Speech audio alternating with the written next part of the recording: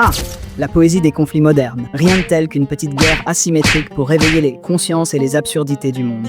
Cette fois, c'est Gaza qui nous offre un spectacle hollywoodien avec en guest star 3 prisonnières israéliennes, un cortège de voitures blanches immaculées et des combattants en treillis bien repassés. On se croirait presque à la sortie d'un mariage. Sauf que là, les invités ont des Kalachnikov et le buffet est sous embargo depuis 15 mois. Bienvenue dans le dernier épisode de Gazawood, le retour des prisonnières.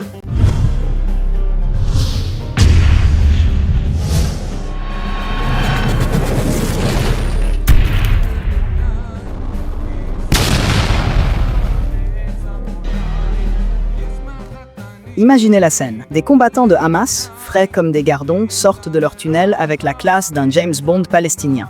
Les voitures, blanches bien sûr, comme si elles venaient de quitter un salon automobile. Les prisonnières, souriantes, presque reconnaissantes, comme si elles avaient passé un week-end spa plutôt que des mois en captivité.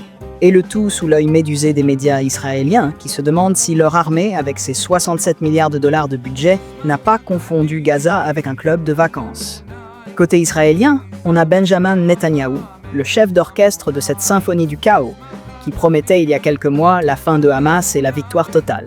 Résultat, un spectacle de reddition qui ressemble plus à une capitulation en smoking. L'armée israélienne, soi-disant l'une des plus puissantes au monde, a dépensé assez de bombes pour faire sauter 5 Hiroshima, mais n'a toujours pas réussi à localiser 3 prisonnières. Bravo messieurs, vous venez de redéfinir le concept de recherche efficace. Et ce n'est pas la première fois. Hamas a déjà offert ce genre de spectacle avec, à chaque fois, la même précision chirurgicale et le même sens de la mise en scène. On dirait presque qu'ils ont embauché un réalisateur de blockbuster pour orchestrer ces opérations. Pendant ce temps, côté israélien, on continue de promettre monts et merveilles, mais on finit toujours par se prendre un uppercut médiatique. À force, on se demande si Netanyahou ne prépare pas une série Netflix. Comment perdre une guerre en 470 jours. Au final, ce spectacle nous rappelle une chose. Dans cette guerre, les seuls à avoir maîtrisé l'art de la communication, ce sont les combattants de Hamas. Ils ont transformé une reddition en symbole de résistance.